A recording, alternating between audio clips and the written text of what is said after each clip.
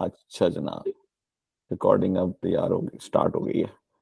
अच्छा जनाब, एक तो अब्बास, आप थोड़ा सा अपना इंट्रोडक्शन करा दीजिए कि आपका थोड़ा सा छोटा सा बैकग्राउंड, और फिर हम आगे चलते हैं ओमान का जो हमें डिस्कशन करना है। So I'll give you a little bit of a background. I mean, like hmm. you know me, we go back a long way. But just for it to be stated is that I'm an engineer by profession, and I started my career with Nortel, and then hmm. I joined this company which I'm running now. Hmm. So it's been over 20 years now that O, yeah, we're running this company called Relacom. सिर्फ लगा देते आप, only. Only, yeah. So actually, yeah, September 24th is going to be our complete 20 years. Wow, So तो ये yeah, साल we're आपकी आपके लिए बड़ा क्रिटिकल exactly, साल है। exactly. Very nice. Yeah. So I mean, like primarily to be working in Pakistan, but we have been working out of Pakistan as well. So when it comes to telecom and now IT and enterprise solutions, so now Telecom is a big player in Pakistan. So इसी तरह जो है हमें हुआ कि भाई let's venture out and see what is out there in the region. I mean, like we've already been working in UAE, and we had a little bit of a taste of working over there. We worked in the Gulf before, but yeah, Oman was a new chapter altogether. I mean, if it weren't for you, perhaps I might not have been. Even I met some of my friends over there, and they said we couldn't believe that you'll actually make this visit. How did you do it? I mean, like I was like, a friend of mine was coming, so I mean, like I asked him I could tag along, and he was kind enough to support, and I think I had a very good time over there in in a way that within that short period of time the amount of information and the amount of correct information that came through was really something that I really think was something I was not expecting. Itne kam time mein itni information there could have come from various different aspects. You remember, I mean, like we went to the real estate guys, we went to the telecom guys, we went to the banks, we went to the lawyers, we went to the consultants, free zone authorities. exact free zone authorities. We went into those authorities, and then I mean, like we looked at startups, we looked at in investment opportunities, we looked at. I think we looked at a lot of sectors as well. It was not only like we were only doing telecom or something. There were other sectors we were looking at. So it gave a big, preview of what is there to be, which is not actually possible, once you're just, reading it up, or you having a chat with somebody who's there. Having that feel is I think very, very important. At least for me, I mean, like because it's like, as you said, it's like a marriage where once you're committed, then the stakes are high. वो तो हर commitment के साथ यही है, वो आपका 100% dedication चाहता है। तो जब तक आपने वो डेडिकेशन शो नहीं करेंगे तब तक वो दरवाजे नहीं खोलेगा। Exactly. तो Exactly. अच्छा, जब आप ओमान गए तो उससे पहले आप ओमान के बारे में क्या जानते थे? I mean, like, are you gonna embarrass me? नहीं मतलब देखें, जो मैं बात करने जा रहा हूँ वो इसलिए बात करने जा रहा हूँ क्योंकि मेरा अजम्पशन है, हो सकता है मैं गलत हूँ यहाँ पे। मैं समझता हूँ कि 99% लोगों को जिनको मैं जानता हूँ वो ओमान के बारे में नहीं जानते थे, या कुछ अगर नहीं. जानते भी होंगे तो वो ये जानते थे कि हाँ कोई एक मुल्क है ओमान, हाँ वो मेरे एक जानने वाले हैं जो दुबई में रहते हैं तो वो छुट्टियों में चले जाते हैं मस्कत, हाँ ये वो। लेकिन वो जो एक है ना, जैसे यूएई के बारे में आप काफी कुछ जानते हैं, दुबई, खासकर दुबई के बारे में Exactly. काफी काफी कुछ जानते हैं, सऊदी अरेबिया के बारे में आप काफी कुछ जानते हैं क्योंकि आपका आना जाना लगा रहता है, और लेकिन ओमान क्योंकि आना जाना नहीं है और इतना वो न्यूज में नहीं आता, अच्छी न्यूज बुरी न्यूज इनमें नहीं आता, तो वो जो नॉलेज थी उस कंट्री की, फॉर एग्जांपल अफ्रीका के बहुत सारे ऐसे कंट्रीज होंगे जिनका लोगों को नाम भी नहीं पता होगा। Exactly. They couldn't place them on a map. South central America में कितने कंट्रीज हैं? नेकारागुआ, मतलब वो एक सेंट्रल अमेरिकन कंट्री है, तो वो तो Exactly. यानी अगर आपको वाकई शौक नहीं है इन You चीजों का wouldn't तो know. आपको नहीं पता चल सकता। तो Oman probably one of those places. तो इसलिए मैं बड़ा क्या कहते हैं ना, इंट्रीग्ड हूँ कि जो लोग जिनके पास जितनी भी नॉलेज थी उसके बाद जब वो गए हैं तो वो नॉलेज जो है वो कैसे चेंज हुई, उनको क्या लगा था कि वो क्या किस जगह जा रहे हैं, और जब वो पहुंचे तो इवेंचुअली उन्होंने क्या फील किया। तो ये सवाल मैं सबसे करता हूँ Okay. जो मान जाता है। मैं कहता हूँ कैसा था पहले, क्या सोचते थे और अब क्या सोच रहे हो? Well, actually, I didn't know much about Oman, to be very honest, and I always thought that it's some dot somewhere in the Middle East where it's a very small place. Nobody talks about it much, as you said. Whenever you talk about Gulf, you talk about Qatar, you talk about Saudi, you talk about Dubai, UAE, you talk even about Bahrain and Kuwait, but this country doesn't really come up in any kind of discussion. Let it be political, let it be economical, let it be technology related, let it be any of the other things that are usually in the news. ये तो एक So fresh of breath air नहीं है कि एक ऐसा country है जो exactly, किसी कॉन्फ्लिक्ट में निकल के नहीं आता, मतलब इट्स बिल्कुल. नॉट मीडिया स्वीट हार्ट नहीं है वो, क्योंकि उनके पास कुछ ऐसा है नहीं जो कि वो दिखा सके दुनिया को. I think I mentioned when I met one of the consultants over there. You remember when we went into this property consultant who said that he asked the same thing. What do you know about Oman? And I said I don't know anything much. But when I told my mother that I'm planning a visit to Oman, Yes, I remember. She said, "Oh well, the people are very nice over there." I'm like, she's never been to Oman, but everybody has this perception. Oh, the people are very nice over there. And I always thought, it's a bit of a overstatement. And people, they kind of generalize things and stuff like that. Well, actually, when you go there, it depends on the person to person, and every place has their own good people, bad people. Not good, bad, but perhaps very polite, non-polite, or stuff like that. But anyways, when I went over there, it was actually to my surprise, people are actually very nice and very humble and very forthcoming and very helpful, which is which is a bit different from the rest of the Middle East. I mean, I wouldn't say that the others are rude or something outright because you're recording me, but otherwise, but they are different. Oman There is stands no out. obviously they are Oman different. stands out. नहीं ये, और I think किसी भी country के लिए सबसे अच्छी बात जो है वो शायद उनके लोगों के लिए ही होती है कि वहाँ के लोग कितने अच्छे हैं, क्योंकि इवेंचुअली जो कंट्रीज बनाते हैं वो लोग ही बनाते हैं. तो अगर अच्छे लोग हैं तो अच्छी कंट्री बनेगी, और अच्छे लोग नहीं हैं तो अच्छी कंट्री नहीं बनेगी. ये फंडामेंटल एस्पेक्ट है. और हमने बहुत जगहों पे काम किया, कतर में भी किया, बहरीन में भी किया, दुबई में भी किया, लेकिन जो हमें मजा इन लोगों के साथ काम करने में आया है पिछले 12 सालों के अंदर, वो मुझे बाकी रीजन में नहीं आया इतना मजा. सो वो बस यही कि जब लोग दूसरे भी आते हैं तो हम उनसे वही पूछते हैं कि कहीं हम बायस तो नहीं हो गए, हम इतना काम कर रहे हैं तो लोग हमें इतने अच्छे लगने शुरू हो गए हैं कि उनकी बुरी बात भी हम कहते नहीं नहीं इतने बुरे नहीं है. लेकिन अभी जब आप लोग आए थे फर्स्ट टाइम, तो जब उनके भी एक्सपीरियंसेस उसी तरह के लगे, तो फिर ये चीज हो गई कि जी वहाँ के लोग जो हैं वो फंडामेंटली बहुत बहुत अच्छे लोग हैं, बहुत ही नाइव लोग हैं, और बहुत ही अकोमोडेटिंग, कंफर्टिंग, बात करते हुए टफ टाइम नहीं देंगे आपको. मतलब इस तरह का एनवायरनमेंट है जो कि बड़ा ऐसा दुनिया में रेयर होता जा रहा है. अच्छा, एक और चीज मैंने जो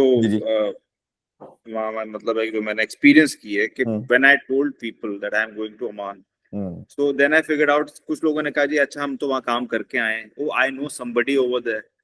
then I talk to that somebody they knew over there. But one thing came out very common, which is very, very, I would say, weird and strange to a level, where everybody has the same narrative about the place that this is where they want to come and stay and live. This is a very weird thing. I mean, like I can imagine that about Dubai because of the blink factor. And it's connected and everything like that. But people say it's not about business. It's about perhaps the standard of living, or perhaps the convenience or the safety that they get. That even the Indians I met. चलो हम मुसलमानों का तो, या sorry to से पाकिस्तानियों का तो ये होता है ना कि मुस्लिम मुल्क के हलाल खाना होगा, हमारे 2-3 टिक तो उधर ही लग जाते हैं, तो घर से करीब है, मतलब it's a 1.5 hour flight, lovely, एक और टिक लग. But the Indians I met over there, they want to come, they don't want to leave Oman. And they say it's worth living in Oman than in one of those, the Kuwaits and the Dubais and the the Qatars and all those, because of, I guess it's the environment that place offers you, and that is something common. हाँ, जो एक चीज जो मुझे बड़ी वहाँ पे attract की थी वो वहाँ जो आपको वो जो पीस ऑफ माइंड मिलता है ना, सुकून का जो एक एलिमेंट है उस जगह के ऊपर, वो पता नहीं क्या है, कोई काला जादू हुआ है या पीला जादू हुआ है, मुझे मुझे मुझे ये नहीं पता। हाँ। लेकिन मैं इतना अरसे से आ रहा हूँ जा रहा हूँ, और ऑब्वियसली बाहर का भी मेरा ट्रैवल रहता है, लेकिन जो वो सुकून है ना कि जैसे ही मैं मस्कत एयरपोर्ट पे उतरूंगा और वो मेरे जो बटन्स हैं सारे के सारे, विजिलेंस के और इसके और उसके, वो सारे बंद होना शुरू हो जाते हैं, और वो बिल्कुल ऐसा लगता है कि मैं किसी, आई डोंट नो, रिजॉर्ट में आ गए हैं, छुट्टियों के ऊपर आ गए हैं। वो फीलिंग जो है ना कि बस अब रिलैक्स सी वो फीलिंग, रिलैक्स एकदम से हो जाते हैं, और हर चीज ही रिलैक्स है। काम है, मतलब इट्स हर सॉर्ट ऑफ चीज ही काम काम। है। वो जो लोग आ रहे हैं, गाड़ी चाबी नहीं पहुंची, थोड़ी देर में पहुंच जाएगी, मतलब वो जो ट्रस्ट है ना आपका वहां पे लोगों पे, सिस्टम्स के ऊपर, वो इतना हाई है कि वो कोई नाराज नहीं होगा। उसको ये कह देंगे, वो कह देंगे, वो एक पता नहीं अजीब ट्रैफिक सी बड़ी फीलिंग। ऑर्गेनाइज्ड है। ट्रैफिक आप I mean like it's और हमारे साथ जो एक साहब आए हुए थे, वो सऊदी अरेबिया से आए हुए थे, हाँ। तो वो क्या हाँ, जिक्र कर रहे थे वहां के ट्रैफिक का, तो वो बिल्कुल ट्रैफिक भी इतना एग्जैक्टली। इतना सॉर्टेड ट्रैफिक है। बिल्कुल बिल्कुल। तो अच्छा, मुझे आपको वहां का इंफ्रास्ट्रक्चर कैसा लगा? आई थिंक इंफ्रास्ट्रक्चर मुझे तो बहुत अच्छा लगा, as far as the places that we travel to, and I think we travel quite a lot. It's I mean like quite a we lot. Covered a lot of space. हाँ। वो तो कह रहे थे, अच्छा हम तो कभी दुकम गए ही नहीं, आप लोग 3 चक्कर लगा दिए दुकम जी दुकम। जी। मैं जब यहाँ के दुकम अच्छा। की बात करता हूँ ना इतने, उससे तो इवन जो people who are living in Oman they are like okay you been there really. अच्छा। So I think we covered a lot. So I think infrastructure wise, it's very good. It's got a lot of space there as well, and there's a lot of upcoming, जो उन्होंने planning की for the upcoming cities. Hmm I think जिस तरह planning से ये लोग चल रहे हैं, तो it will be more planned as compared to the other places in the region, and and everywhere I remember we went to, there was a theme about sustainability. जी, बिल्कुल बिल्कुल ऐसे ही है। Which is very nice to hear, and it's very good to see that it's actually translated into practicality by hmm building around that sustainability hmm model. So वो I हम I believe एक के developer के पास गए थे ना, याद है वो जो, बिल्कुल डेवलपर, तो एक पूरी उसका सस्टेनेबल नाम ही सिटी थी। सस्टेनेबल सिटी है Exactly, पूरा। exactly. And और everywhere else you go, there you see that right from the water conservation to the solar and everything has been in that society wherever which is being built, and they're not destructing the whole environment. I mean, like the terrains and everything, they're keeping in line with that. वो हम गए थे ना मस्कत बे। Yeah, Muscat Bay. अच्छा, वो आधा project तो आपने देखा ही नहीं है, क्योंकि वो आधा पहाड़ों के Okay. पीछे पीछे था, क्योंकि वो हाँ, उन्होंने exactly. You told me वो पीछे सऊदी वालों का है. उधर भी, क्योंकि वो उन्होंने इस तरह से डिजाइन किया है कि उन्होंने प्रिजर्व किया है वो पहाड़ भी, और जहां जहां वो उनको बीच में गैप्स मिले हैं वहां पे उन्होंने डेवलपमेंट की है। जैसे बिल्कुल. हम तो कहते हैं ना यार, ये काटो, ये पीटो, इसको हटाओ, और पूरा हमें हाँ. ये इतने इतने घर बना दो, लेवल कर दो सब. लेवल, हाँ लेवल कर दो सबको। हाँ. वहां वो ये कहते हैं कि भाई देखो पॉकेट्स कहाँ पर हैं, देखो क्या, जबकि कितने पैसे लगते होंगे वहां पे सर्विसेज पहुंचाने के, और कौन सी चीजें, बड़ा मुश्किल काम हो जाता है जब ये Sure. इस टेरेन के। आप तो खैर टेलीकॉम से हैं, तो आपको आइडिया है कि वो सेल साइट्स जब रिमोट जी रिमोट जी प्लेसेस के बिल्कुल. ऊपर लगा करती थी तो वो कैसे होती हैं। तो इसी तरह से उन्होंने वो बनाया हुआ है। तो मैं तो कहने के अभी तो आपने देखा ही नहीं है, ये तो थोड़ा सा तो देखा है। अच्छा, हमने वो जो मॉडल देखा था उसमें तो यहाँ पे भी बना हुआ है, वहां पे भी बना हुआ है, लेकिन जब नीचे गए हैं तो हम कह रहे हैं यार ये तो नजर ही नहीं आ रहा है कहाँ, ये बना हुआ भी नहीं बना हुआ। तो वो उनके जहन में बहुत है कि हमें नेचर को ना, जो हमें मिला हुआ है उसको प्रिजर्व करके चलना है। तो हमने हाँ. नेचर के अगेंस्ट नहीं काम करना कि इसको काट दिया उसको, क्योंकि वो वाटरवेज बने हुए हैं, चीजें बनी हुई हैं, एग्जैक्टली. बारिशें होती हैं तो पानी कहाँ निकलेगा, वो सब का सब उनको पता है। और अब इत्तेफाक से इस दफा मुलाकात नहीं हो सकी। लास्ट टाइम जो जो बैच आया हुआ था उनको मैं लेके गया था, जो मिनिस्ट्री ऑफ अर्बन प्लानिंग में एक अच्छा. साहब होते हैं, तो उन्होंने हमें खाने पे बुलाया था। वो पिछले कुछ 16 साल से वो ओमान में है, और वो जो मिनिस्ट्री है उसको पहले वो एडवाइजरी कर रहे थे, फिर वो शिफ्ट हो गए, मतलब वो मूव हो गया मिनिस्ट्री के अंदर। तो उन्होंने बताया कि अब तो हम, मतलब इसकी रीजोनिंग हो रही है पूरी की पूरी। मतलब वो जो घर रैंडमली आपको नजर आ रहे थे ना कि एक घर वहां बना हुआ है, एक घर वहां बना हुआ है, हाँ. कहते हैं हम तो सारी रीजोनिंग कर रहे हैं।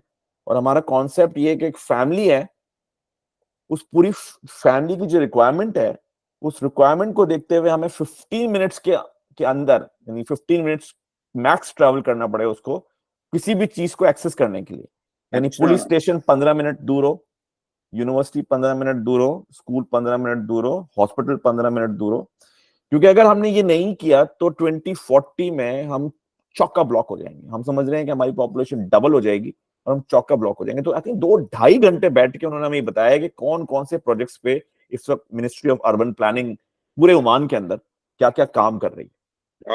और वो मेरा पहला एक्सपीरियंस था, मतलब country planning, city planning, town planning का। और वो जो बोल रहे थे, मैंने कहा यार आप बोलते रहे, और मुझे तो लग रहा है मैं कोई 101 में बैठ गया हूँ आके। अच्छा। इतनी मजे की, मतलब वो सारी बातें और कॉन्सेप्ट्स और फैमिली क्या होती हैं, और हम रीजोनिंग्स कर रहे हैं और ये कर रहे हैं, और अब Exactly, जो and भी they're around that they're structuring everything around a family. This is हाँ, ये amazing. कितनी जबरदस्त बात है कि वो एक हाँ, this is फैमिली के amazing. चारों तरफ कह रहे हैं कि हमें ये देखना है कि उस फैमिली को ना 15 मिनट से ज्यादा कहीं टाइम न लगे किसी चीज को पहुंचने के लिए। तो अब आपने सर्विसेज ऐसे डिजाइन करनी है अपनी कि हर यूनिवर्सिटी या हर स्कूल या हर पुलिस स्टेशन जो है वो इतने रेडियस को कवर करे कि वो 15 मिनट्स तक आपका हो। तो ये ना हो कि मैं यहाँ से निकलूं और मुझे आधा घंटा वहां जाना। फिर वो कहने लगे कि मेजर रोड जो है ना वो अब बहुत मुश्किल से अप्रूव होंगी, क्योंकि हमने अच्छा। गाड़ियों को नाम दिया हुआ है नेसेसरी इविल का। अच्छा। जी, ये कौन कह रहा है? ये वो कह रहा है जहां पे 5-5 लीटर की गाड़ियां चलती हैं, हाँ। वो सारे मसल कार्स और ये सारी लैंड Exactly. क्रूजर्स और You see पेट्रोल्स और those ये big boys. देखे ना, सारे बिग बॉयज हैं वहां पे, और उस पे कह रहे हैं कि नहीं जी अब तो अब रोड नहीं, मेजर रोड्स नहीं बनेंगी, क्योंकि हमें ये पता है कि हम जितनी मेजर रोड्स बनाएंगे इतना ही ट्रैफिक का बुरा बुरा बुरा हाल करेंगे। तो अब पब्लिक ट्रांसपोर्ट पे शदीद फोकस इंक्रीज किया है। Okay. साथ में एक लाइट रेल मेट्रो डल रही है मस्कत के अंदर। फिर वो वाटर टैक्सीज की बात कर रहे हैं, क्योंकि वो मस्कत इटसेल्फ जो है वो एक स्ट्रिप के ऊपर है, इसमें 100 किलोमीटर का बीच है पूरा।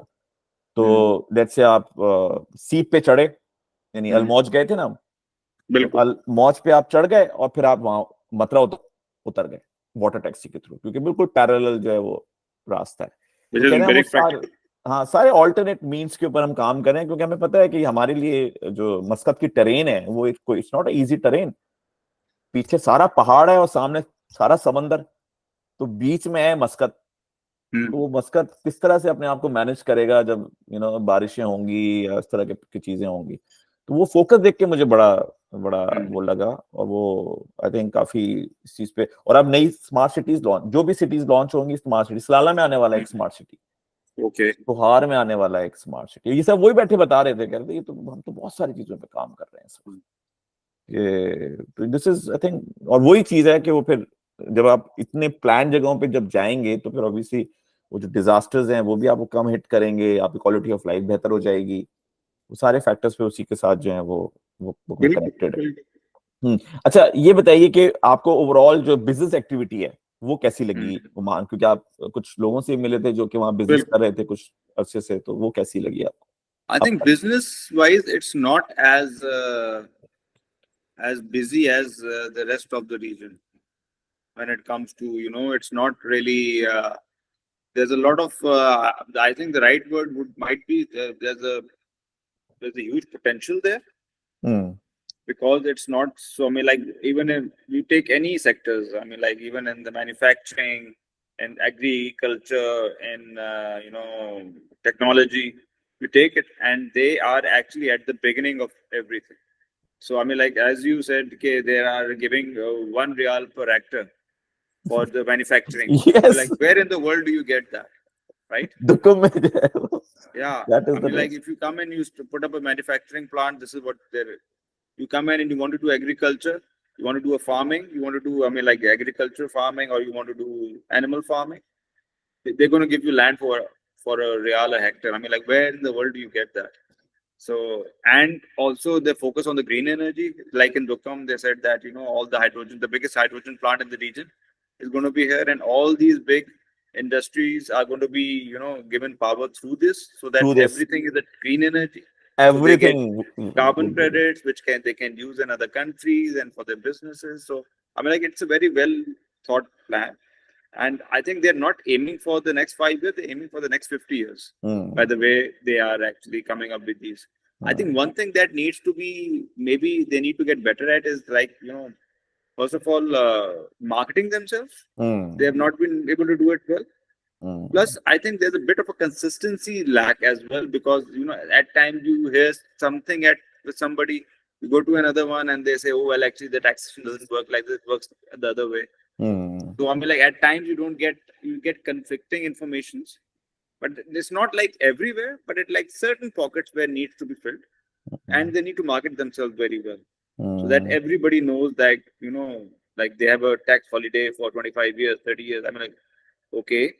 And there's no VAT, there's no corporate tax. I mean, like if you go into the region, I think other than a couple of other countries there, everybody has a VAT and a corporate tax now.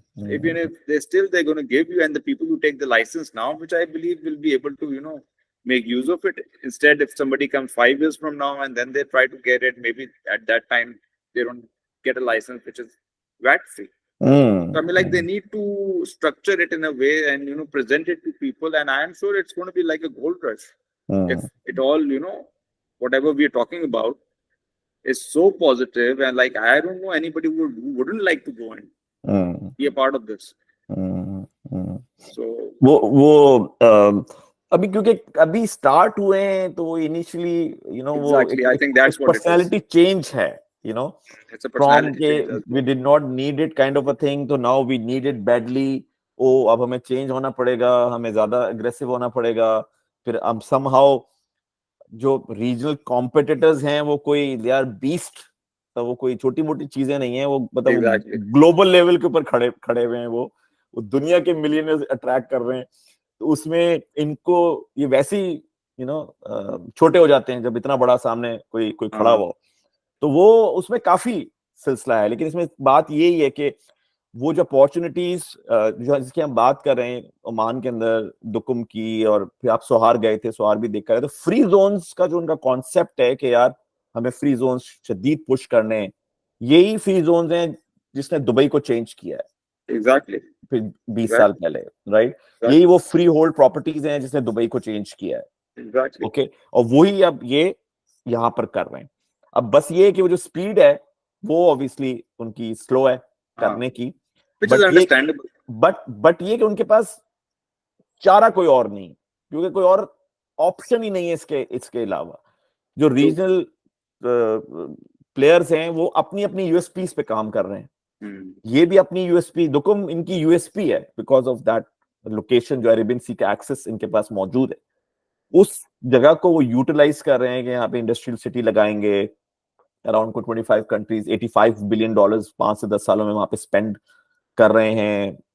काफी projects launch हो चुके हैं, काफी होने वाले हैं. तो वो वाली बात है कि वो हिडन जैम है, हिडन, खुला हुआ नहीं है बिल्कुल. और इसमें वही है कि जो लोग वहां रहे हैं वही आके बता रहे हैं कि यार देख लो उसको, देख लो उसको. जैसे आई एम श्योर जो दुबई में रहा होगा 20 साल पहले, जब वो निकला होगा क्या दुबई को देख लो, कौन दुबई किधर, यार अबू धाबी जाते हैं, अबू धाबी के पास तेल है, दुबई के पास तो कुछ भी नहीं है, दुबई क्या करेगा. और आज आप कह रहे होंगे यार दुबई में 20 साल पहले कुछ कर लेते, 18 साल पहले कुछ कर लेते. तो आई थिंक ये ओमान की भी यही स्टोरी है कि वो अब वक्त बदल गया है उनका. अच्छा, सबसे इंपॉर्टेंट चीज है कि नए सुल्तान आ गए. आई थिंक जो पिवटल मोमेंट है ओमान की हिस्ट्री का, वो ये है कि नए सुल्तान आ गए. तो जो भी आपको अगर ओमान के बारे में बात कर रहा है तो ये बताइए कि प्री सुल्तान हेतम बात कर रहा है या पोस्ट सुल्तान हेतम बात कर रहा है, क्योंकि अब ओमान में ना दो मुख्तलिफ बातें हो रही हैं. मुझे क्योंकि 12 साल हो गए हैं वहां पे, तो ऑब्वियसली वहां पे मैं पीछे का जो अपने पीरियड देखा है वो बहुत ही डिफरेंट पीरियड था. और उसमें जो इन्वेस्टमेंट रिक्वायरमेंट थी ना, जैसे प्रॉपर्टी की हम बात करें, तो वो कहते थे जी 2.5 लाख ओमानी रियाल लगाओगे तो रेजिडेंसी देंगे. 2.5 लाख ओमानी रियाल, तकरीबन कुछ $7-8 लाख बनता है. तो वो आप लगाओगे तो जाके हम देंगे. और आज वो आपसे कह रहे हैं कि भाई $70,000 दे दो. $7 लाख से $70,000 पर आ गए ऐसे. तो सुल्तान हेतम ने 90% ओमान को चेंज किया है. 90%, ये कोई छोटा मोटा चेंज नहीं है. और दूसरा जो एक बहुत बड़ा सिलसिला था वो ये कि वो उन्होंने 100% ओनरशिप पे कंपनीज खोलने की आपको परमिशन दे दी. तो वो आई थिंक वो that could be another, it's a very good idea. I mean like that's really gonna open it up. बिल्कुल. और मैं भी देख रहा था फर्स्ट क्वार्टर में 97% इंक्रीज है कंपनी रजिस्ट्रेशन में. और इस वक्त यूएई के बाद यूएई के बाद सेकंड नंबर पे कंपनी रजिस्टर हुई हुई है ओमान के अंदर, 4.5 लाख कंपनी रजिस्टर हुई हुई है, 4.5 लाख। That's a big तो number. It's a big number. And ज्यादातर कंपनीज जो है वो कहाँ हुई हुई है, free zones. Free zones. Yeah. वो फ्री जोन, फ्री जोन, सबको फ्री जोन चाहिए, क्योंकि जब ये कोविड हुआ है आपका, तो उसके बाद जो लोगों को एक मैसेज मिला है कि आप सारे एग्स जो हैं वो आपने चाइना की बास्केट में रख दिए थे, तो जब वो सप्लाई Hmm. चेन हिट हुई है तो आपके पास तो लोग खड़े हुए हैं, गाड़ियां नहीं है आपके पास बेचने के लिए, Hmm. और खड़े हुए हैं, फर्नीचर नहीं है आपके पास बेचने के लिए। तो इतना शदीद लोगों को धचका लगा कि अब लोग जो हैं वो कंट्रीज वापस डी इंडस्ट्रियलाइजेशन पर आ गए। हमारे एक True. दोस्त हैं यहाँ रैकेट में होते हैं, वो कह रहे हैं कि हमारा तो इस साल का ऑब्जेक्टिव ये है कि अपनी एक फैक्ट्री को चाइना में बंद करो और रोमेनिया में खोलो। Sure. भाई देखे, महंगी चलेगी ना, महंगी चलेगी, लेकिन हालात खराब हुए तो लेकिन स्टेबल तो होगी। चल तो हाँ, रही होगी। एग्जैक्टली। और हालात खराब होंगे तो हम पैसे बढ़ा देंगे, हाँ। तो पैसे बढ़ा देंगे तो पैसों का तो मसला नहीं है कि वो ब्रेक इवन कैसे करेगी, लेकिन जब हम पैसे तो उस चीज के बढ़ाएंगे ना जो हमारे पास होगी, वो तो अब चाइना से आएगी नहीं, तो हम बढ़ाएंगे कि कैसे बढ़ाएं। एग्जैक्टली। तो ये बड़े एग्जैक्टली। बड़े जितने जाइंट्स हैं वो भी अब यही कर रहे हैं कि वो स्प्लिट स्ट्रेटजीज के ऊपर जा रहे हैं, और कंट्रीज अब बहुत सारे री एक्सप्लोर हो रहे हैं इस पॉइंट ऑफ व्यू से कि कहाँ पे हमें टैक्स फ्री जोन्स मिल रहे हैं, कहाँ पे थोड़ी सी अब वर्जिन मार्केट्स मिल रही हैं। ये भी तो है ना कि आप गए, पता चला जी वो तो मार्केट ही इतनी सैचुरेट हो चुकी है कि आप तो लेट आए। और ओमान का मैं लोगों से ये कह रहा हूँ कि भाई वो वर्जिन मार्केट है, वर्जिन मार्केट है, ट्रू। क्योंकि वो मार्केट को इससे पहले खोलने की उनको जरूरत ही नहीं थी। उन्होंने जो मार्केट खोली थी ना, वो ये खोली थी कि मुझे एंजॉय करना है मैकडोनल्ड, मुझे एंजॉय करना है जीएमसी ट्रक्स, मुझे एंजॉय करने हैं फरारीज, मुझे एंजॉय करनी है। अब पहली दफा उन्होंने इसलिए खोली है कि भाई अगर तुम नहीं आओगे तो हम कैसे चलेंगे। तो वो नीड बदल गई उनकी, पहले वांट थी, सॉरी पहले वांट थी वो, अब वो नीड में कन्वर्ट हो गई है। तो ये प्योरली वर्जिन मार्केट है। और वर्जिन मार्केट किसको कहते हैं, आप भी बिजनेस में है यार, ऐसे लोग जो खरीदने के बाद सोचते हैं कितनी अच्छी मार्केट है। नहीं कम है, टू थिंक ऑफ इट। आप सोचे हैं कि आप एक ऐसे महल में पैदा हुए हैं और पले बड़े हैं, और उसके बाद हालात थोड़े से चेंज हो गए हैं आपके, लेकिन आपका दिमाग तो चेंज नहीं हुआ होगा ना। तो वहां पे शुरू में क्योंकि पैसे थे तेल के, और वो खर्च हुए और दिए गए, और लोगों ने खर्च किए पैसे वहां पे, तो वहां पे लोगों को पैसे खर्च करने की आदत है, उनका सिस्टम है एंजॉय करने का।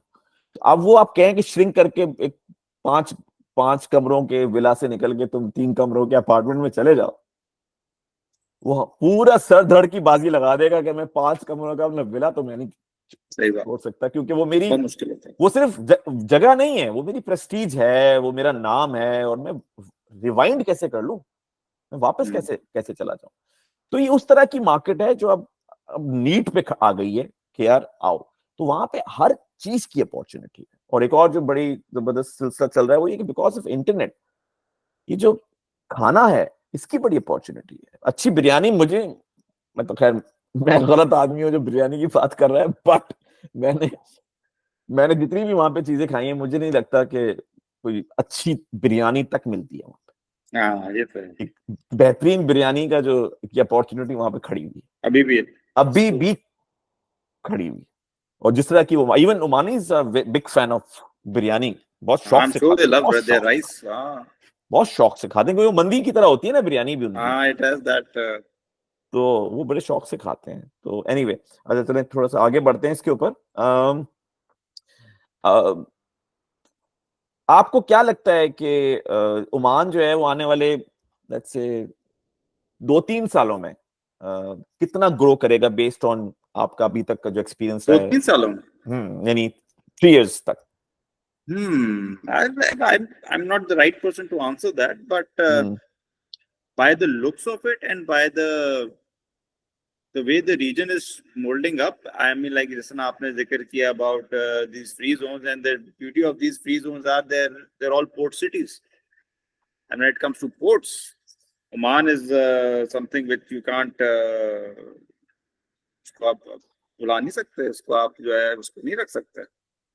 back burner पे. They are very, very crucially important when it comes to that. And that is where I think these companies, Digistrain and all these. You remember we went to Dukam and there was this gentleman from India who used to deal I in remember. What the is oil sludge. yes. And he was like, I'm going to be the first mover and I'm going to take the industry and I'm going to take the big chunk of cheese away from here. I mean, like, you could see that.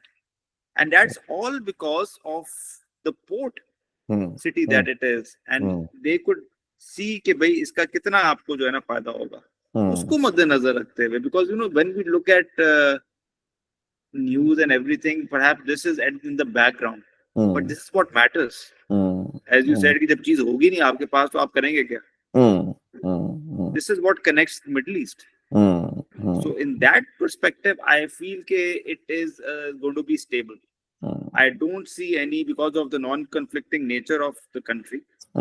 It is going to be very, very important for the region. That is why, you know, कहते हैं ना कि you can't let it fail. The region can't let it fail. The country का तो है ही अपना focus, but even the whole region cannot let this thing fail. So, and दूसरी चीज जो मुझे पसंद आई है वो ये है कि it's not like the Saudis. Okay, build, and we're going to be the biggest NEOM cities and the biggest towers and the biggest this and the biggest that. You remember? I mean, like, I think Sheraton was the tallest building. The tallest building. Imagine that. जो 80s में बनी थी. जो 80s में बनी है, and 40 years हो गए. I think it's got ground plus 4 or ground plus 5 or something like that. Ground plus 7. But that's it. इतना ही है. So they don't have that kind of aspiration, and as long as you keep it real, I think your economy is going to be real as well. It's not going to be like a bubble, which we have seen right, left, and center in the Middle East. So that is what gives me comfort. कि वो अपनी USP जो अपना culture है, अपना tradition है, अपना religion है, exactly, they're very close to that. Very close to that. Even आप young couples जो वहां नजर आ रहे थे सारे के सारे, वो सब उन्हीं कपड़ों के अंदर हैं, वो ये बाएं पहनी हुई हैं, वही टोपियां पहनी हुई हैं और वो अच्छी से अच्छी जगहों पे बैठे हुए. बिल्कुल. मतलब आप जाते ना, आपको मतलब बहुत ही कम मिलेगा कि आपको कहोगे कि तुमने बाहर के कपड़े पहने हुए तुम ओमानी हो. ये बहुत कम मिलेगा आपको, बहुत ही कम. मोस्टली जो है तो इवन ऑफिस के अंदर भी वही पहनते हैं, लेकिन आप इवन घूमने फिरने भी निकले हैं तो आपको चारों तरफ वही चीज नजर आती है, जो कि ये बताती है कि वो कितना अभी तक आज के दौर में भी कितने क्लोज हैं. जबकि ब्रांड्स क्या क्या कुछ करते हैं, यू नो, इतने बड़े बड़े ब्रांड्स हैं, उन्होंने क्या क्या कितना रिसर्च की हुई है और कितना साइकोलॉजिकली इम्पैक्ट करते हैं, उसके बाद फिर यू नो क्या क्या चीजें जनरेट करते हैं. उसके बावजूद जो है वो अपना ट्रेडिशन, अपने कपड़े, अपना कल्चर उन्होंने नहीं छोड़ा है. तो आप देखें कि उनकी वो एज अ नेशन कितनी इंपॉर्टेंट चीज वो. और I think credit goes to Sultan Qaboos. क्योंकि ये जो टोपी है ना, टोपी, ओमानी टोपी जो है, ये अफ्रीका से आई है. क्योंकि वो एक जमाने में तो इनकी जो किंगडम थी वो गवादर भी इनका पार्ट था, फिर बंदर अब्बास का जो पोर्ट है ईरान का वो भी ओमान का पार्ट था, कतर भी ओमान का पार्ट था, यूएई भी ओमान का पार्ट था, और ओमान जाता था नीचे ज़ंजीबार तक. मंबासा का जो पोर्ट है कीनिया का, वो ओमान का था वो पोर्ट. तो एक जमाने में तो जो इनका जो किंग था वो बेसिकली, सुल्तान जो था वो बेसिकली अफ्रीका बैठ के रूल करता था, यहाँ पे भी नहीं था वो.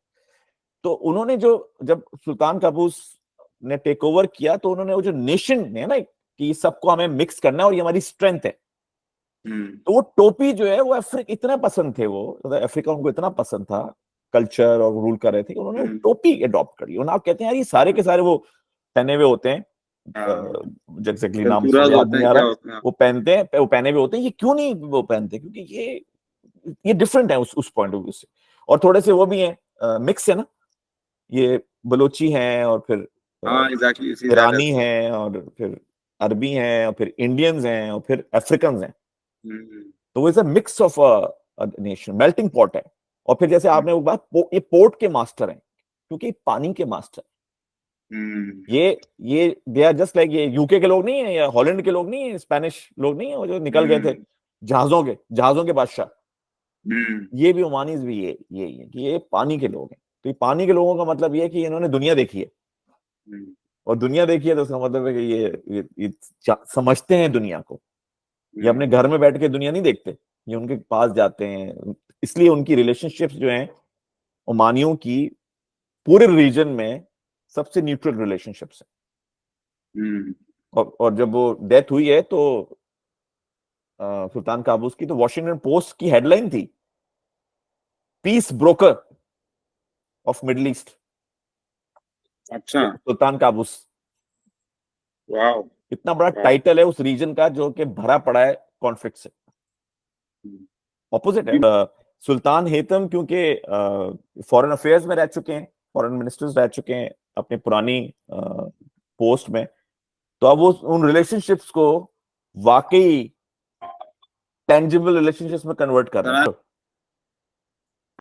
नहीं, all good, all good. अच्छा I'm in Karachi, so my brother was in Islamabad at my home, so there was nobody opening up.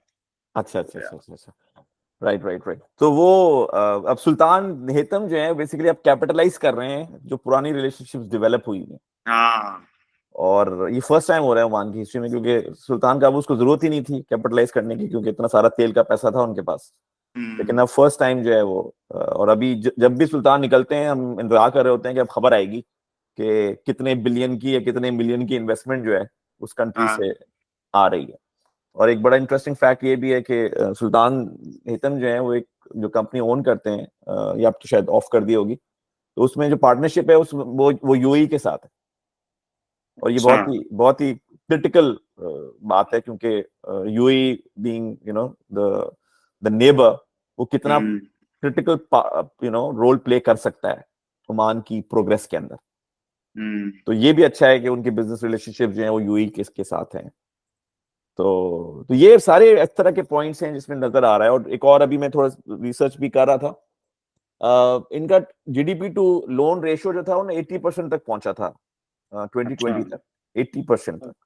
और अब सुल्तान पिछले 4 साल में उसको 33% पे लेकर आ रहे हैं। वाओ, और ये भी उस पीरियड में लेके आए हैं जहां पे उनको खुद पैसे की जरूरत है, क्योंकि प्रोजेक्ट्स लॉन्च कर रहे हैं। यानी इससे इतने बड़े प्रोजेक्ट तो हिस्ट्री में कभी लॉन्च नहीं हुए। वो जो सुल्तान हेतम सिटी है, it's $10 billion project, massive city बना रहे हैं। और उसके बावजूद लोन, अच्छा, और ये क्यों कर रहे हैं, ये भी कह रहे हैं, आई अंडरस्टैंड कि वो क्यों कर रहे होंगे, क्योंकि ओमान ने इससे पहले कभी लोन ही नहीं लिया था ना। तो अगर आपने कभी लोन ना लिया हो ना तो आपको खटकता है लोन, आप कहते हैं क्यों चढ़ा हुआ है, और फिर डिक्टेशन देते हैं वो। आईएमएफ कहते हैं ये करो ये करो ये करो। अब ये लोग कह रहे हैं कि भाई हम तो हमारे पैसे हम अपनी मर्जी से करेंगे, तो आईएमएफ इनको करता होगा परेशान। तो इन्होंने कहा कि नहीं भाई, इससे तो जान छुड़ाओ, और उसका फायदा इनको ये होगा कि जो एक्सेस ऑफ मनी है वो बढ़ जाएगा, क्योंकि अब इनकी जो स्टेबिलिटी है वो इंक्रीज हुई है। Even Moody's, Fitch, Standard and Poor, इन सब की जो आउटलुक है ओमान के बारे में वो सारी पॉजिटिव है इस वक्त। IMF is saying 4.1% growth 2025। अच्छा, जी जी जी। यूएई के लिए 4.2% कह रहे हैं वो, यूएई के लिए, और यहाँ के लिए 4.1% कह रहे हैं, क्योंकि वो देख रहे हैं कि वो जो गवर्नमेंट का सारा फोकस जो है वो डाइवर्सिफिकेशन पे, फिर ये डुकम पोर्ट पे, फ्री जोन्स पे, हाइड्रोजन पे कॉन्ट्रैक्ट साइन किए हुए। तो दे आर सीइंग दिस कि वो इस वक्त सिर्फ काम ही इसी चीज पे कर रहे हैं, क्योंकि पेट्रोल की प्राइसेस कब गिरे कौन कंट्रोल कर सकता है। ऐसे ही। तो और इनका मैं देखा था 2040 का विजन, इनको नॉन ऑयल कंट्रीब्यूशन जो चाहिए जीडीपी का वो 90% चाहिए। Wow, seriously?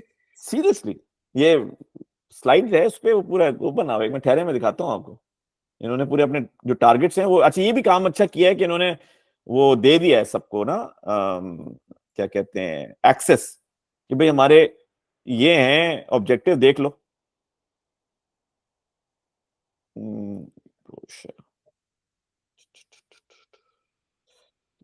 इतना डॉक्यूमेंट पड़े हैं कि ढूंढना मुश्किल हो जाता है। आपने मुझे याद से वो भी भेजना है, वो आपने मुझे दिखाया था कि देयर वाज रसूलुल्लाह की जो हदीस थी जो लिखी हुई थी, at the airport you saw somewhere about the people of अच्छा, ओमान। जी जी, वो तो एयरपोर्ट पे लगा हुआ है ना, एयरपोर्ट पे, बिल्कुल बिल्कुल, यू टुक हाँ अ पिक्चर ऑफ दैट, मैं मुझे आप आपको भेज देता भेजिएगा, हूँ, बिकॉज आई बिल्कुल। हाँ वेरी हाँ हाँ, मुझे याद encouraging। है, मैंने आपसे जिक्र किया था, मैं भेज देता हूँ उसको। मैं अपना स्क्रीन शेयर कर रहा हूँ। ये जो इनका एक डॉक्यूमेंट है 2040 का ना, ओमान का, नजर आ रहा है मेरा स्क्रीन? हाँ, ये देखिए मान विजन 2040। जी, ये देखें कि की ऑब्जेक्टिव्स हैं उनके। तो non oil share of GDP 90%, huge. अभी होगा 70%, 70 सॉरी, अभी होगा 30%। 30 30 से होगा, 90 पे जाना है इन्होंने। दैट्स तो वेरी बट एम्बिशियस। तो बड़े एम्बिशियस हैं, और लगे हुए भी उसके ऊपर हैं कि किस तरह से उन्होंने करना है। इवन इनका जो एफडीआई है वो कोई 8.2% इंक्रीज हुआ है लास्ट ईयर से। क्योंकि मैं तो अभी कॉन्स्टेंटली इनकी ये इकोनॉमी को फॉलो कर रहा हूँ ना, कि क्या कर रहे हैं, लोन रेशो का क्या सिलसिला है। क्योंकि ये सारे इंडिकेटर्स तो थर्ड पार्टी इंडिकेटर्स है ना सारे। आईएमएफ क्या कह रहा है, ये लोग क्या कह रहे हैं। अदरवाइज तो वो तो आप जब मुल्क में जाएंगे तो सब कहेंगे सब अच्छा है, एग्जैक्टली, लेकिन आईएमएफ सेइंग ओ नहीं भाई अच्छा नहीं है, या the numbers don't lie. Of course वो तो, क्योंकि वो आईएमएफ ने जिनको टाइट करना है वो टाइट कर देती है, जिनको नहीं करना होता उनको नहीं करती। तो ये सिलसिला चल रहा है, तो दिस इज गुड सो फार, अभी तक ये चल रहा है। बट आई थिंक आने वाले वक्त में थोड़ा स्पीड अप करेंगे ये। अच्छा ये बताइए कि जैसे अभी आप बिजनेस एक्सप्लोर कर आए हैं वहां पे, तो अगर कोई और करना चाह रहा है एक्सप्लोर, तो आप उसको क्या एडवाइस करेंगे?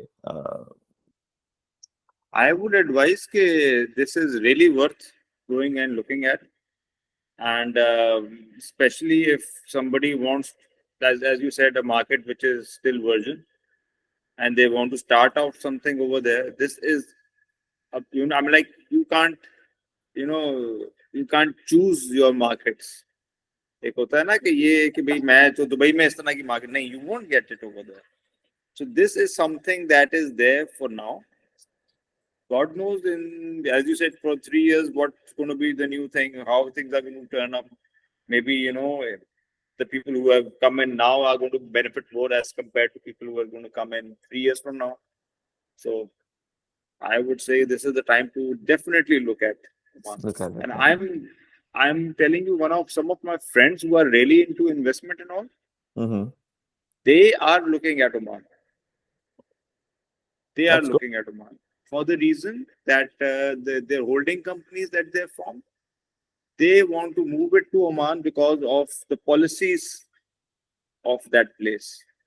It is secure, and the policies that they have make it a better place to be as compared to anywhere else in the region, because of obviously the tax holidays plus the ease of doing business. It all adds up to them. So they are looking at moving their holding companies to Oman. Okay अच्छा, हमने real estate को भी explore किया था, दुकुम में भी किया, फिर मस्कत में, काफी जगहों पे हम गए। तो उसके पॉइंट ऑफ व्यू से आप क्या एडवाइस करेंगे जो real estate investors options explore कर रहे हैं? Actually, I think like anything else, well, not like everything else, you can speculate, about everything in life. But real estate is something that can't get my head around. That what was the gold rush in Dubai that got them into that bubble? That prices were increasing every week.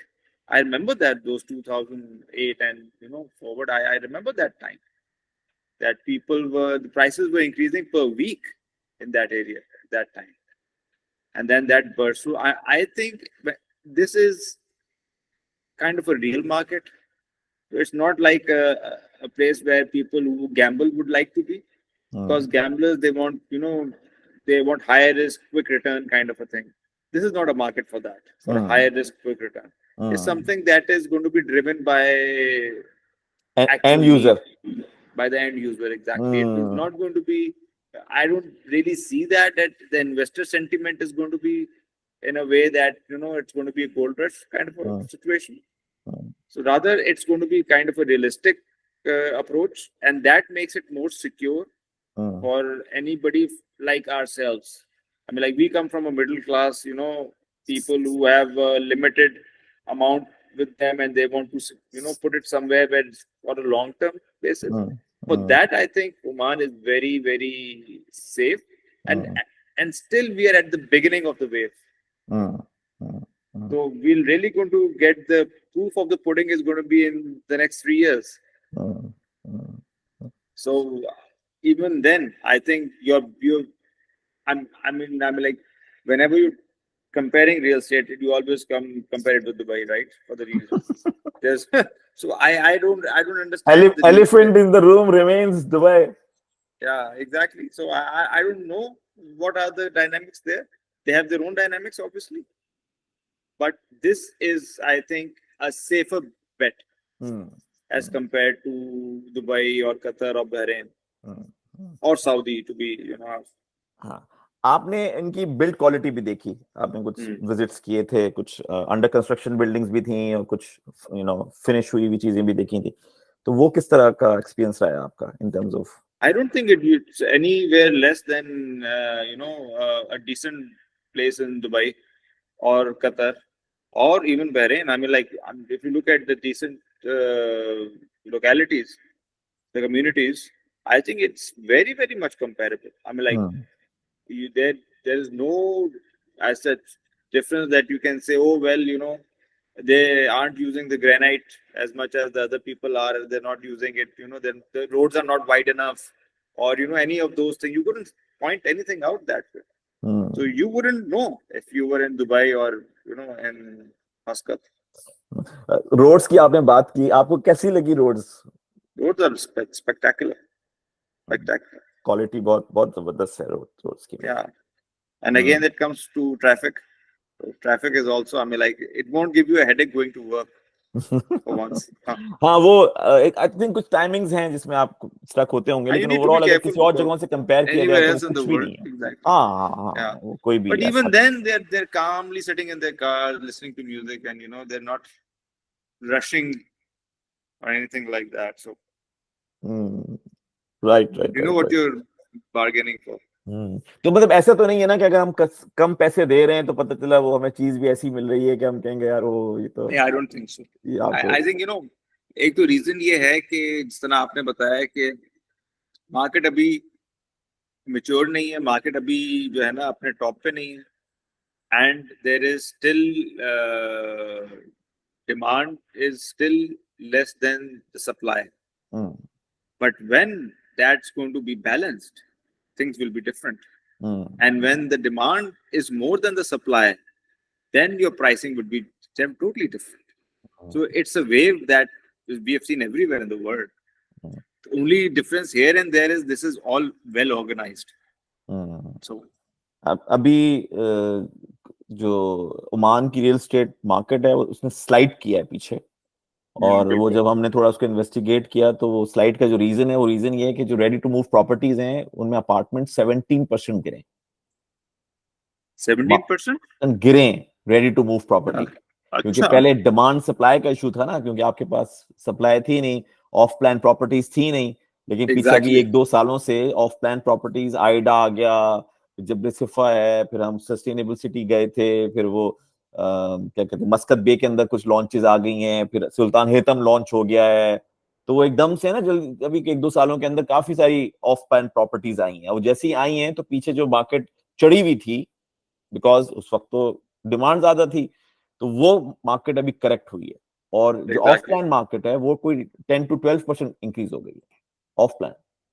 तो अब आप सोचिए अगर अभी बढ़ गई है तो आने वाले 1-2 सालों में वो कहाँ जाएगी. और इसमें ये भी बहुत इंपॉर्टेंट पॉइंट है कि जो मेजर प्लेयर्स हैं, मतलब मस्कत बे यूएई का एक मेजर प्लेयर, ईगल हिल्स का प्रोजेक्ट है वो एक मेजर प्लेयर है. मुरिया जो है वो इजिप्ट का एक मेजर प्लेयर है. फिर ये जो सस्टेनेबल सिटी है ये भी दुबई का एक डेवलपर है. फिर आइडा जो है वो तो one of the largest developer of Saudi Arabia है. तो वो फॉरेन कंट्रीज यानी जीसीसी की कंट्रीज आके मस्कत में इन्वेस्टमेंट्स कर रही हैं. क्यों? सऊदी अरेबिया में क्या कम काम हो रहा है या कम डेवलपमेंट चाहिए? हाँ, और ट्रम्प के साथ मिलके ये सऊदीज बना रहे हैं वहां पे. तो Trump being the president of the world ने क्यों चूज किया ओमान इन्वेस्टमेंट के लिए? क्या उसको वो बात पता है जो बाकी लोगों को नहीं पता होगी, मैं अज्यूम करता हूँ प्रेसिडेंट ऑफ यूएस था वो। तो ये सारे फैक्टर्स हैं कि वो जो बता रहे हैं कि जो even GCC is investing in Oman, और उनको पता है कि वही जो वर्जिन मार्केट के हम बाबा बात करें, वर्जिन मार्केट है, वर्जिन मार्केट है, वर्जिन मार्केट है, वो वर्जिन मार्केट है। और जिस तरह से भी आप ड्राइव करना चाहते हैं उस मार्केट को, कोई कैटेगरी क्रिएट करना चाहते हैं, यूनिक कोई कैटेगरी, आपके पास स्पेस है वहां पे, क्योंकि वहां अवेलेबिलिटी नहीं है। और ये वो लोग हैं जो समहाउ थोड़ा सा इंस्पायर्ड है बाय दुबई। वो दुबई जाते हैं, कहते हैं वहां ये भी है, वहां ये भी है, वहां ये भी है, वहां ये भी है, हमारे पास नहीं है। तो वो मार्केट में देखा हुआ तो है वो, लेकिन उनके पास है नहीं वहां पे ये। एग्जैक्टली। तो वो बहुत सारी चीजें रेप्लिकेट हो सकती हैं दुबई की वो इस मार्केट के अंदर। तो मैं एक्सपेक्ट कर रहा हूँ कि आने वाले 1-2 सालों के अंदर तो हमें कुछ नए डेवलपर्स सुनने को मिलेंगे हो कि वो सकता है, उस बिल्कुल कंट्री से बिल्कुल। आ गया है, उस कंट्री से आ गया है, उस कंट्री से आ गया, क्योंकि जैसे जैसे ओमान आगे जाएगा आई थिंक लोग जानना शुरू करेंगे उसको, अभी इतना जानते नहीं है। अच्छा, आपने जो ज्यादातर प्रोजेक्ट्स देखे, आपका फेवरेट प्रोजेक्ट कौन सा था रियल एस्टेट के पॉइंट ऑफ व्यू से, पर्सनल आई फेवरेट? मीन, मतलब ये तो जबरदस्त है, यही होना चाहिए। अच्छा। प्राइसिंग छोड़ दीजिएगा, प्राइसिंग की बात हाँ, नहीं कर प्राइसिंग वही मैं, I was like you know if no you know look no at no के no no pricing, I am talking price about for, your, कौन सा अच्छा लगा आपको? I think सब, the one that we went to, which was in the mountains, what मस्कत bay, Muscat Bay. Yeah, I think वो that जो that was Vilas that. बने हुए थे, Exactly, those were beautiful. है ना? और Those उसका were वो beautiful. होटल था, तो एस्टन मार्टिन का लॉन्च चल रहा था वहां पे। Exactly, you remember that?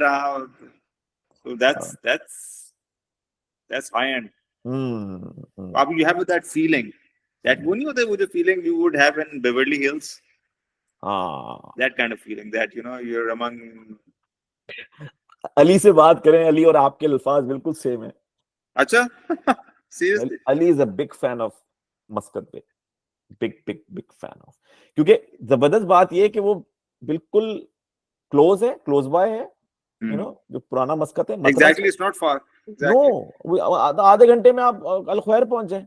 बिल्कुल। और रहे ऐसे जैसे रिजॉर्ट में रहते हैं, यानी Exactly. घर की फीलिंग है छुट्टी की। और जब काम के लिए निकले तो काम किया और वापस छुट्टी पे आ गए। पहुंच गए। और सामने बीच है, और वहां पे वो सारा वाटर स्पोर्ट है उनका, और वो प्राइवेट बीचेस हैं, और वो बड़ा जबरदस्त है वो। Right, good choice by the way. अच्छा, खाना कैसा लगा आपको? हाँ ना, I love the food. I mean like हमने कितनी ज्यादातर हमने क्या मंदी वगैरह भी खाई है मैंने। आई फिश इवन हैड फिश भी खाई वंस। थी, हाँ, फिश भी खाई थी, फिश बड़ी, that restaurant was actually very good. Grilled I think it was a fishes. Syrian restaurant, right? We went to हाँ, एक टर्किश रेस्टोरेंट था, Turkish Thai, yeah, Turkish Turkish. Sorry, Turkish it था, was a Turkish हाँ, restaurant. Yeah. हाँ, So वो, and I see a lot of good restaurants, nice places, and the food is not very expensive, hmm, and it's the quality of food is good. हमें like ऐसा नहीं है कि आपका पेट खराब हो जाएगा और समथिंग लाइक वो जो होता है, यानी कि दुबई जिस तरह फूड है, I think it's a good और फूड। हमने कहाँ कहाँ नहीं खाया। कहाँ नहीं खाया हमने, घाट घाट का पानी पिया हमने। तो it was really, I enjoy food as such, and I enjoyed that place, and I, you know, those are the kind of places you say, okay, I can go and live there.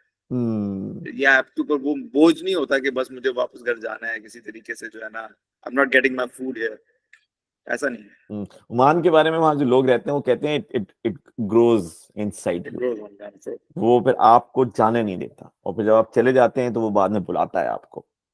वो इस तरह का वहां का सिलसिला है। तो अच्छा, thank you so much Abbas, ये सब एनी शेयर टाइम बस। करने का, क्योंकि आप होकर आए वहां पे, फर्स्ट टाइम आपका एक्सपीरियंस रहा है, और आप एक ऑब्जेक्टिव के लिए गए थे वहां पे, लेके गए थे बिजनेस के लिए, इन्वेस्टमेंट्स को देखने के लिए। तो वो फिर जो आपका ये फीडबैक है, ये जब दूसरे लोगों तक पहुंचेगा तो फिर उनको भी थोड़ी आसानी होगी समझने में कि कि वहां पे उनको बिजनेस के लिए देखना चाहिए, इन्वेस्टमेंट्स के लिए देखना चाहिए। और ये सारी बातें जो हैं ये आपको कोई और बता नहीं सकता जब तक आपके अपने पर्सनल एक्सपीरियंसेस ना हो। Thank you exactly. So much नहीं, for sharing. Thank you for making it possible. Anything आप कुछ और कहना चाहेंगे? कोई लास्ट कोई बात ओमान की जो हमने ना की हो, वैसे तो बहुत सारी Last कर ली part, हमने। I think I'll end it with ke, you know, if you would, I personally speaking, if you were to ask me that, you know, people say, where do you want to go and live? People say, I want to be in States, I want to be in Canada, I want to be in Australia. These are the 3-4 places where people can immigrate to, and they really say where we want to be. Dubai is another one that people like to live. For me, I think for a person like me, I would perhaps choose Oman. I because और आप of सिर्फ the एक दफा गए हैं calmness. वहाँ? हाँ, एक दफा गए हैं, but you can get that feeling. Okay, भाई यहाँ this is a place where you can unwind. You can really be.